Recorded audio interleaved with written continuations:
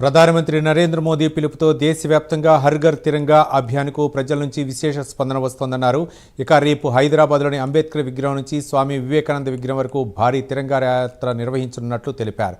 హైదరాబాద్తో పాటు తెలంగాణ వ్యాప్తంగా జరుగుతున్న తిరంగా యాత్రలో ప్రజలు, యువత, ప్రముఖులు పెద్ద సంఖ్యలో పాల్గొని జాతీయ స్ఫూర్తిని చాటాలని పిలుపునిచ్చారు.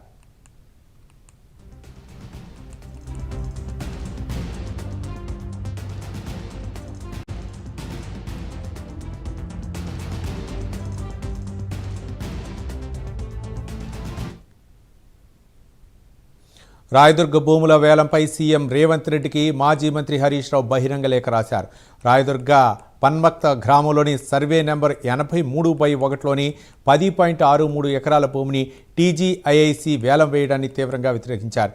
హెరిటేజ్, వక్ఫ్ యాజమాన్య వివాదాలు ఉన్న భూములను వేలం వేయడం ద్వారా కొత్తగా థర్డ్ పార్టీ హక్కులు సృష్టించే ప్రయత్నం జరుగుతోందన్నారు. 2020లో ఇదే భూముల రక్షణ కోసం కోర్టుకు వెళ్లిన రేవంత్ రెడ్డి ఇప్పుడు ముఖ్యమంత్రి హోదాలో అదే భూముల వేలానికి ఎలా అనుమతిస్తున్నారని ప్రశ్నించారు. ఆగస్టు 17, 21 తేదీల్లో జరగనున్న వేలాలను వెంటనే నిలిపివేయాలని ఆయన లేఖ ద్వారా డిమాండ్ చేశారు.